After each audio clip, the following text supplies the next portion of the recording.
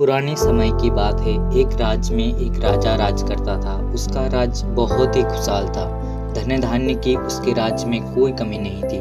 राजा और प्रजा खुशी खुशी अपना जीवन यापन कर रहे थे। एक वर्ष उस राज्य में भयंकर अकाल पड़ा। पानी की कमी से फसलें सूख गई। ऐसी स्थितियों में किसान राजा को लगान नहीं दे पाए।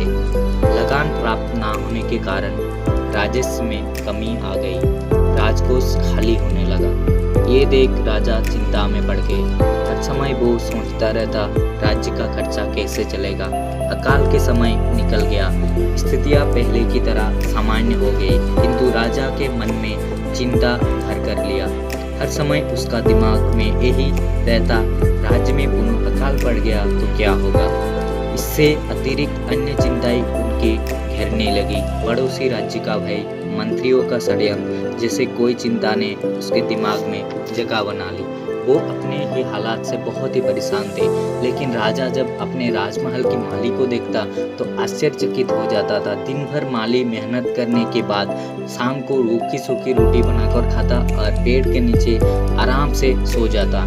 कई बार राजा को उस माली से जलन होने लगा। एक दिन राजा के दरबार में एक सिद्ध साधु पधारे।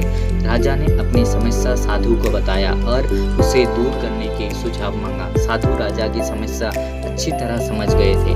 साधु बोले, राजन, तुम्हारी चिंता की जड़ राजपाट है। अपना राजपाट पुत्र को देकर चिंता मुक्त हो जाओ। इस बार राजा बोला, गुरुवर, मेरा पुत्र मात्र 5 वर्ष का है। वो अबोध बालक राजपाट कैसे संभालेगा। तो फिर ऐसा करो, अपनी चिंता का भार मुझे सौंप दो। साधु बोले। राजा तैयार हो गया। उसने अपना राजपाट साधु को सौंप दिया। इसके बाद साधु ने पूछा, अब तुम क्या करोगे।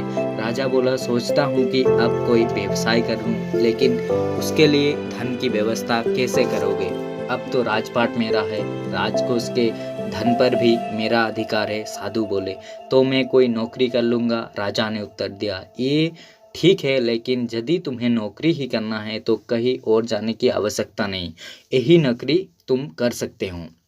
राजमहल में रहकर मेरे ओर से तुम राजपाट संभालो। राजा ने साधु की बात मान ली और साधु की नौकरी करते हुए राजपाट संभालने लगा। साधु अपने कुटिया में चला गया। कुछ दिन बाद साधु पुनः राजमहल आए और राजा से भेंट कर पूछा, कहो राजन, अब तुम्हें भूख लगती है कि नहीं और तुम्हारी नींद का क्या हाल है। गुरुवर, अब तो मैं खूब खाता हूँ और गहरी नींद सोता हूँ।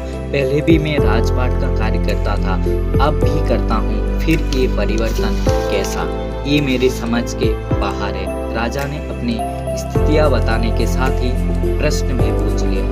साधु मुस्कुराते हुए बोले, राजन, पहले तुम्हें काम को बोझ बना लिया था और उसे बोझ को हर समय अपने मस्तिष्क को ढोया करते थे, किंतु राजपाट मुझे सपने के उपरांत तुमने समस्त कार्य अपने कर्तव्य समझकर करते हुए किया, इसलिए तुम चिंता मुक्त हो। तो दोस्तों, इस कहानी की सीख यही है कि जीवन में हम चाहे जो भी कार्य करें उसे अपना कर्तव्य समझकर करें, ना कि बोझ समझकर। यही चिंता से दूर रहने की तरीका है।